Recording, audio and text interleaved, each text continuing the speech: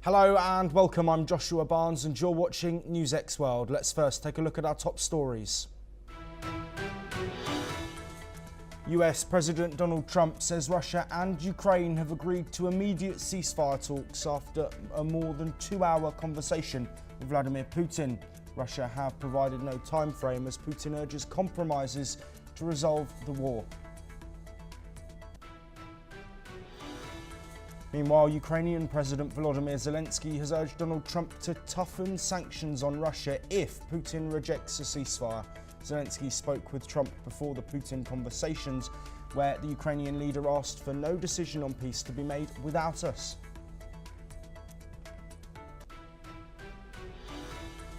The US Supreme Court has let the Trump administration end temporary protected status for hundreds of thousands of Venezuelans. Granted by the Biden administration, this ruling could allow Trump to ramp up deportations. After Britain, Canada and France threatened sanctions against Israel over aid blockages and military action, Israel says the condemnation is a huge prize for Hamas. Meanwhile, Israeli strikes have reportedly killed 50 in Gaza since midnight, according to local authorities.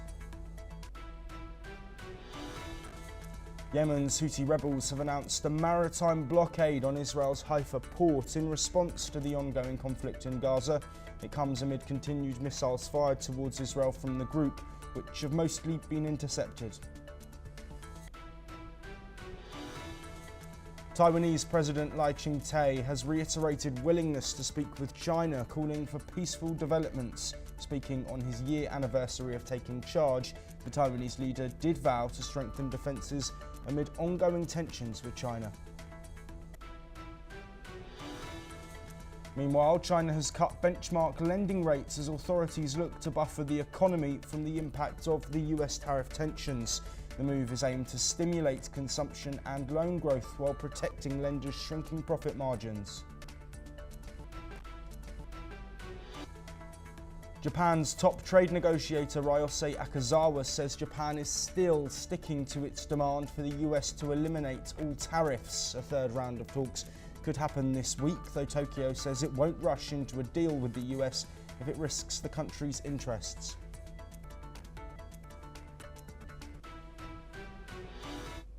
Starting off this hour with US President Donald Trump, who has announced that Russia and Ukraine will begin immediate ceasefire negotiations following his call with Russian President Vladimir Putin.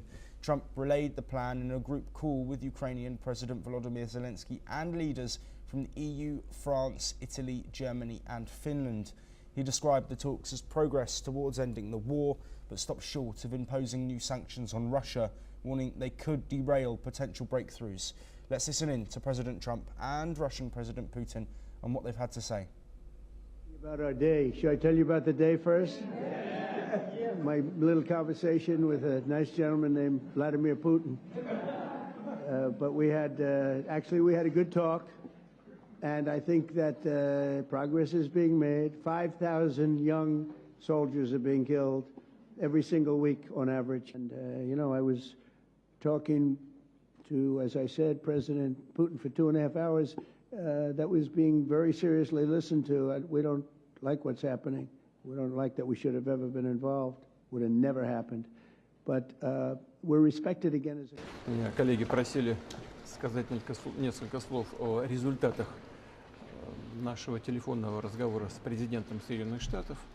Действительно, этот разговор состоялся, продолжался более 2 часов.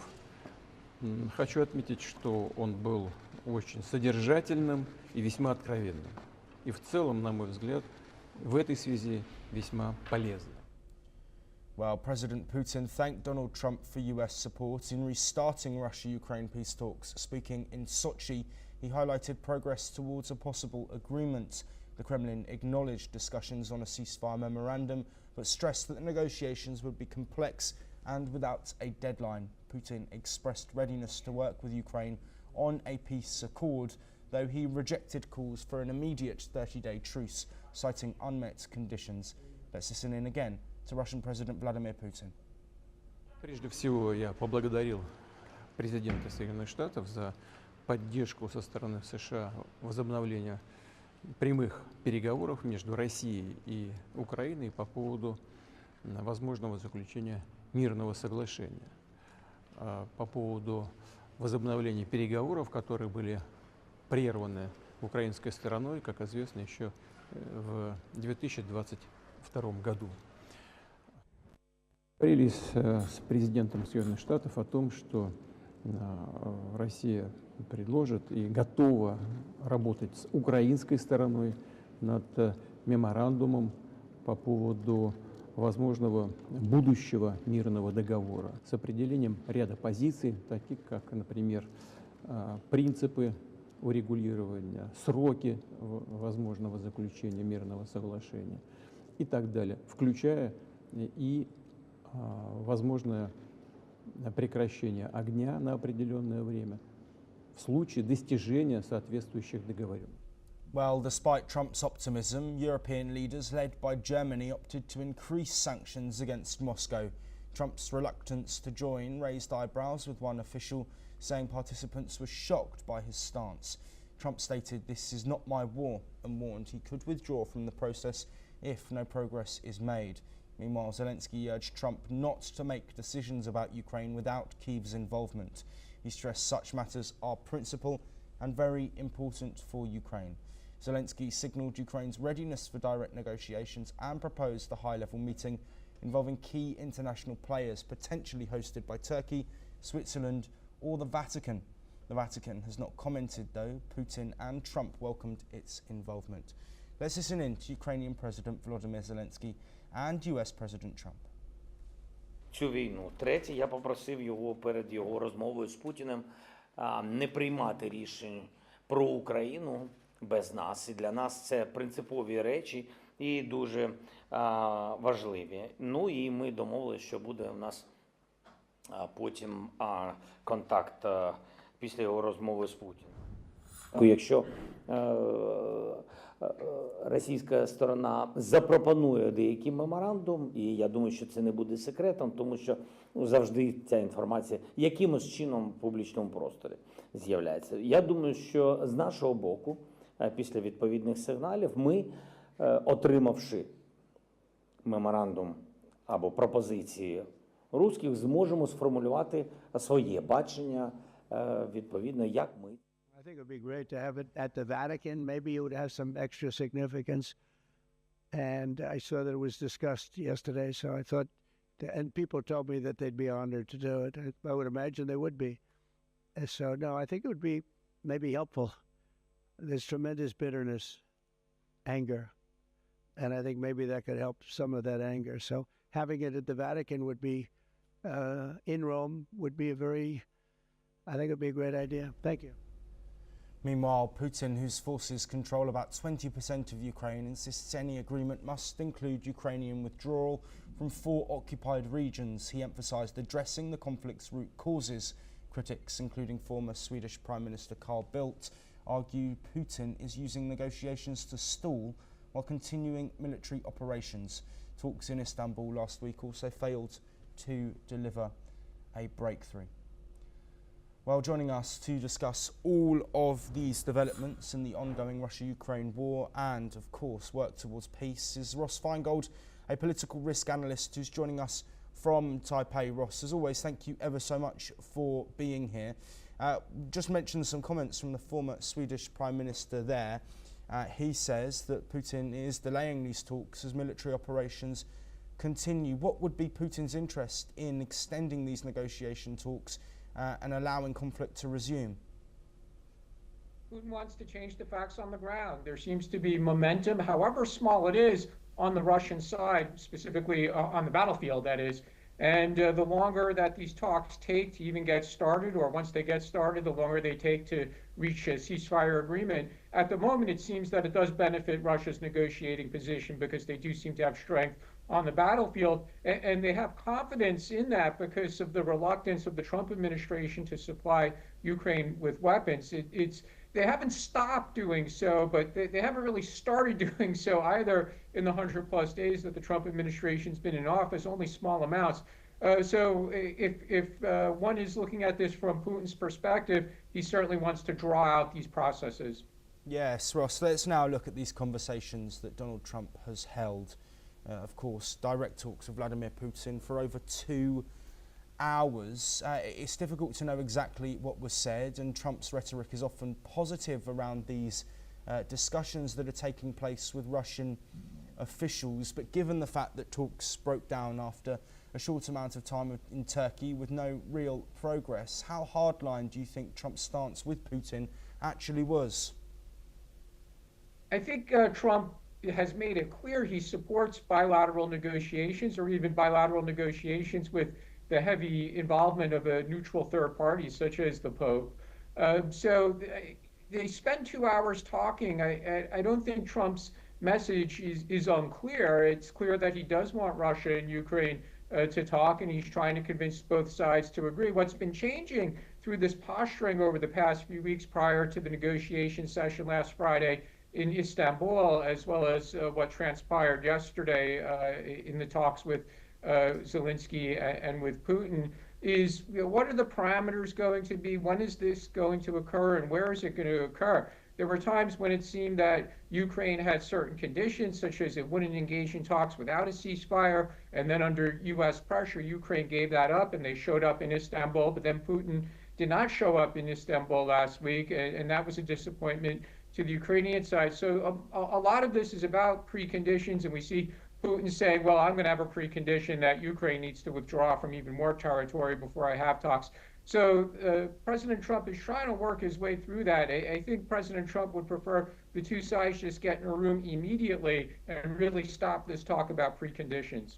Yes, looking at European leaders led by Germany, as we mentioned, further sanctions to put pressure on Russia to agree to talks and then a ceasefire, of course. How considerable is it that the EU effort isn't currently seeming to be aligned with the US effort completely? There have, of course, been discussions.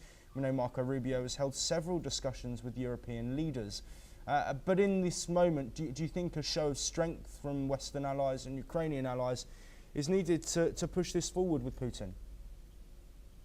It's probably not going to push Putin forward just because the Western European countries remain united. From Ukraine's perspective, though, given the change in posture from the Biden administration to the Trump administration, where the Biden administration was really all in on support of Ukraine, whether with weapons or sanctions against Russia, from Ukraine's perspective, the good news here is that the Western European powers, Germany, France, Italy, and the United Kingdom, among others, remain united. They remain united in supporting Ukraine financially, militarily, and with sanctions against Russia, and even strengthening sanctions. So even though Ukraine is disappointed in the change in U.S. position, it still could take some comfort from a united Western Europe. Ross, we started with a comment from a critic of Vladimir Putin, the former Swedish Prime Minister, saying that he's extending these negotiations to continue making gains on the battlefield. In your opinion, do you think Putin is pulling the wool over the eyes of Donald Trump, given the fact that ceasefire negotiations have been ongoing indirectly, and also a 30-day ceasefire has been proposed and backed by the United States, yet we're still in this position where Russia aren't changing their stance on what they want, and Ukraine, of course, aren't giving in to certain conditions? I wouldn't use the phrase pulling the wool over Trump's eyes, because Russia's position seems to be fairly clear. They want to make more battlefield gains either before, during, or after negotiations with Ukraine. They want to take over these 4 regions. They want Ukraine to agree to things like not joining the EU and certainly not joining NATO. So Russia's positions are fairly clear. There is some movement in Russia's willingness to engage in negotiations, and we saw that with a delegation from Russia showing up in Istanbul last week, even though the level of representation was lower than Ukraine or even the United States would have liked to have seen. So I would say Russia's positions are fairly clear, and most importantly among those positions is they want to change the facts on the ground to the best extent that they can. Ross Feingold, you will be staying with us, but thank you for providing the insight on that topic. We will, of course, be across all of the developments in the ongoing work for peace in the Russia-Ukraine conflict. But we now move to the Middle East. Israeli forces continue their relentless bombardment of Gaza, killing 50 people since midnight after the military ordered a mass evacuation for residents of Khan Yunis in the south of the Gaza Strip. Let's take a listen in to some of the Gazans who were fleeing Khan Yunis. والله مش عارف وين في الطريق ماشي والله ما نعرف وين رايح وبعدين مش واحد فوق 100,000 نازح في الطريق بدون مأوى بدون أكل بدون شرب جوع أكل طحين فيش أكل فيش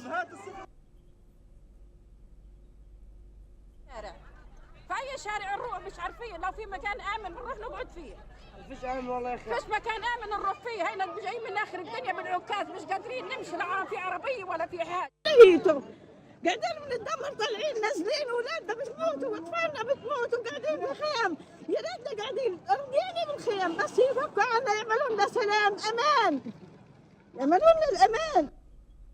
The Israeli Defense Forces have warned that the area would soon become a dangerous combat zone as it prepares for what it described as an unprecedented attack. The order affects some of the largest population centres in the south. This has forced thousands to flee towards the coastal zone of Al-Mawasi with little or no access to transportation, shelter or food. Meanwhile, the Monday death toll across Gaza stands at 126 as Israeli strikes continue to hit densely populated civilian areas, including shelters and hospitals. In a related development, Israeli Prime Minister Benjamin Netanyahu has lashed out at criticism from the United Kingdom, France and Canada, saying their condemnation of Israel's offensive gives a huge prize to Hamas. He said that their condemnation, along with calls for a Palestinian state, was effectively rewarding Hamas for the October 7th attacks that triggered the ongoing war, and warned that halting military action now would invite more attacks like the one on October the 7th. Under mounting international pressure, Israel allowed a small number of UN aid trucks into Gaza for the first time in 11 weeks. The limited deliveries included baby food and basic supplies. But the United Nations has warned, saying that this is just a drop in the ocean of what is urgently needed, as over 2 million people in Gaza face severe shortages of food, medicine and fuel.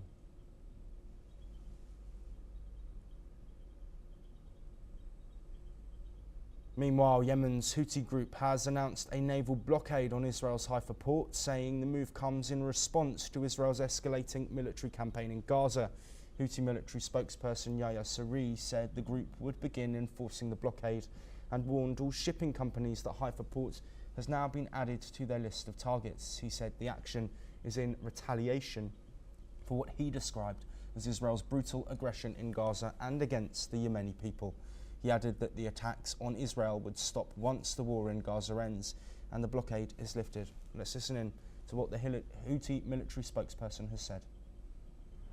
العظيم ردا على تصعيد العدو الإسرائيلي عدوانه الوحشي على إخواننا وأهلنا في غزة وارتكاب العشرات من المجازر يوميا ووقوع المئات من الضحايا في جريمة إبادة جماعية لم يشهد لها العالم مثيلا، وردا على استمرار الحصار والتجويع، وردا على رفض العدو إيقاف عدوانه ورفع حصاره، فإن القوات المسلحة اليمنية بالتوكل على الله وبالاعتماد عليه قررت بعون الله تعالى تنفيذ توجيهات القيادة ببدء العمل على فرض حظر بحري على ميناء حيفا،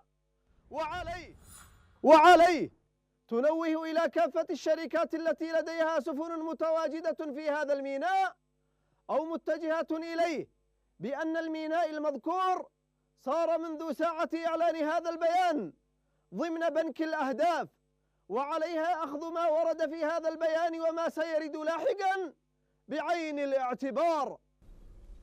Well, rejoining us is Ross Feingold, the political risk analyst, joining us from Taipei. Ross, thank you for being back here and staying around. Before we come on to the Houthi blockade that they have spoken about, I want to first talk about the situation in Gaza. Of course, ongoing strikes. The Israeli military has intensified their military action since the ceasefire ended back in March. But focusing firstly on these comments from the UK, France and Canada condemning the military action and aid blockades.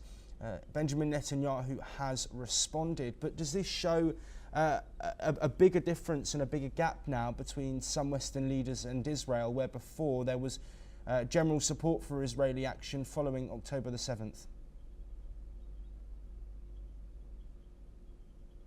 Casualties, including the high number of casualties just in recent days, has clearly evaporated support or patience that some of the Western European countries and Canada may have previously had for Israel. We don't see that kind of criticism coming out of the Trump administration in the United States, but certainly from Western Europe we see that criticism. But one thing is clear, it doesn't change Netanyahu's decision-making as far as how to prosecute the war in Gaza.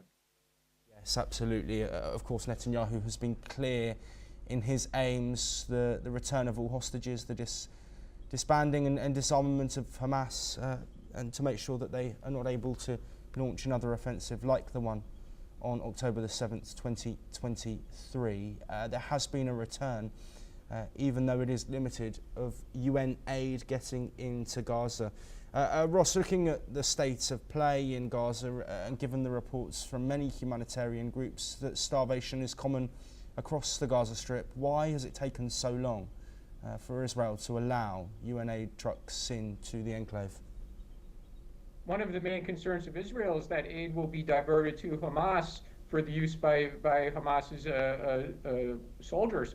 So this is a problem that's been ongoing throughout the period of the war. Whenever aid has been let in, it's clear that some of it does get diverted, and it's not 100% delivered to civilians. And people want to dispute that, but I do think they're wrong. It's clear that Hamas needs to feed its fighters, and they do this by taking some of the aid that's meant for civilians. So this is a legitimate concern of Israel. However, it's clear global opinion, maybe with the exception of the United States, that global opinion is that more aid should be provided to civilians. So Israel is sensitive to that, although they don't like the comments made by the Western European countries and Canada in recent hours. I think Israel is sensitive to the global criticism about what's happening to civilians and the lack of food, and we see some movement from the Israeli government to facilitate food aid entering into Gaza. Yes, and this aside of the US plan that has been announced with private firms set to help to bring aid into the Gaza Strip. Ross, I want to move now to the statement from the Houthis in Yemen regarding this maritime blockade that has been announced. How effective, firstly, do you think this could be?